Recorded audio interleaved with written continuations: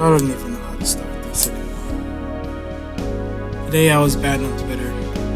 It almost brought me to tears. I was banned for offensive content. I listed some offensive words in response to a free speech post. I didn't add any context. I added it's gonna be blocked. But I didn't expect to be banned.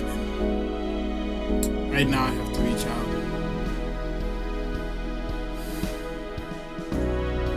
Because I'm one of the cool kids now!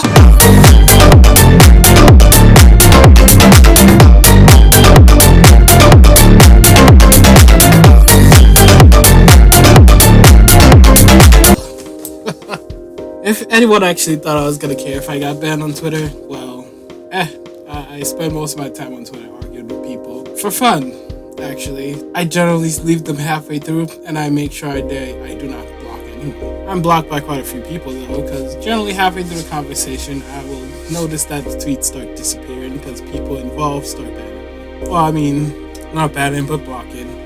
But anyway, this video is actually a free speech video that I didn't intend to do quite yet. It was actually supposed to be done a little bit later on. I was going to do my view on speech, but you can probably guess by now, I'm actually a free speech absolutist, is what they call it. I don't know, I guess. I don't share their views on many things, for instance. I do believe words have power. Words carry a person's intent, and it does carry actions with it. It can, at times, cause actions to be followed by them. But there is a catch to that. Words do have power, but those words don't begin when they're spoken. Those words begin when that intention and that intent actually starts when that word is first thought of, when it's thought of in the mind instead of when it's actually spoken. And that's where my view actually differs a lot from many of the people that are free speech absolutists or fight for free speech. They view words as it's just words, they can't hurt you. I actually view words as words are power, words are knowledge, words are wisdom, words are your mind. Banning any kinds of words and hate speech in general is something I cannot stand behind, because that's basically enslaving the mind. That is removing the power of the individual at the same time. And the destruction that comes from many of the things they say are caused by words that are spoken, that destruction would have happened regardless of if the words were spoken or not, because that intent and that destructive nature actually starts at the heart or in the mind, whichever you want to use. It starts there first. Whether it's spoken or not doesn't change the intent, and it doesn't change the person's intended actions. Now, my view on free speech should be a little bit obvious because I am an author. And, okay, well, it's not that obvious because many authors don't share my viewpoints. And I honestly don't consider them authors. If you're an author and you believe in hate speech and restriction of words, you're not an author.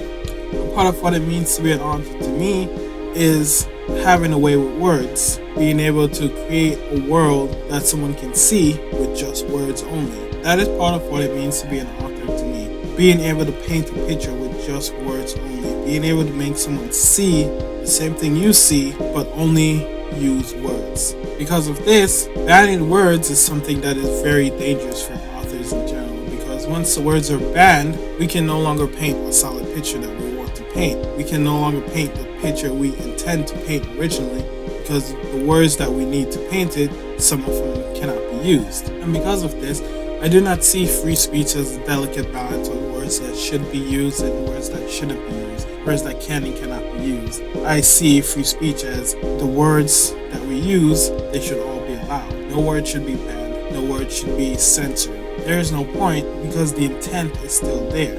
Because not only are words used to convey a story, to convey a point, they're used to convey knowledge, they're used to convey freedom, and they're also used to convey a person's mind, hence my channel name. But, more to the point, the words we use on a daily basis is a part of who we are.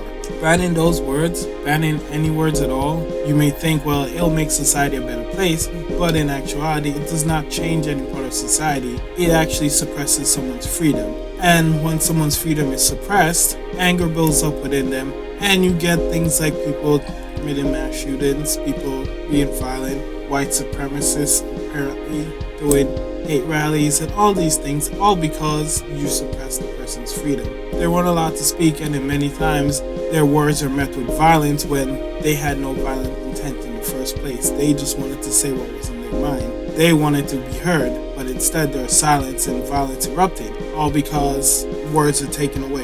Because words convey power, but they also convey the means to take away power from evil.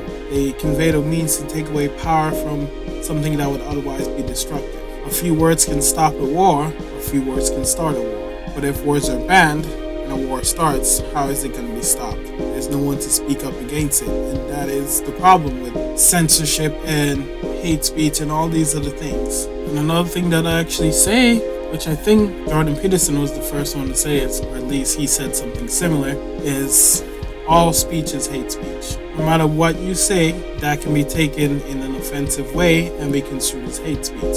So all speech is hate speech. So are we going to ban all speech? No, we can't possibly ban all speech, because speech is the main way of communication among people. Communication is the key to peace. It's the key to stop war. Before anyone says anything about this video going, well, you're censoring yourself in this video right now, I'm actually not. I actually don't curse because I have a rule not to curse, because I find it to be very uncreative. As someone that has spent most of their life writing stories, telling stories, anything that is uncreative is something I personally do not engage in. Cursing, using vulgar language, it's just not something I do because it's very uncreative for me. And I can find way more creative ways than a bunch of one-word slurs to insult someone if I want to. So I simply don't see the point in cursing or using any kind of slur to begin with. That is not me censoring myself.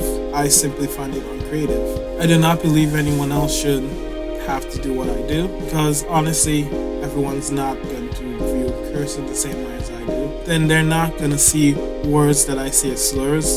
So it makes no sense. But I gotta say, the most ironic part about being banned right now is I decided 2 days ago to decide to make videos every Monday and every Friday. And today I didn't make a video, and I thought, I'll make one tomorrow. I don't feel like doing it right now. And then I got banned, and I was like, oh look, it's a sign from above. I just got a video topic to make, even though this is not my normal type of video. But anyway, you can subscribe to whichever channel this is on, my BitChute or my YouTube. Probably just follow my BitChute, because I'm sure my YouTube's gonna be banned pretty soon. Just cause, why not? But if you actually want notifications, go to mindofwill.com. My videos are placed there also, and the website actually does its own notifications, so you can have notifications come straight to your phone or to your computer whenever you open your browser. Anyway, that's it for today. I'll see you guys on Friday. I have a really fun video Friday. It's about stuff blowing up.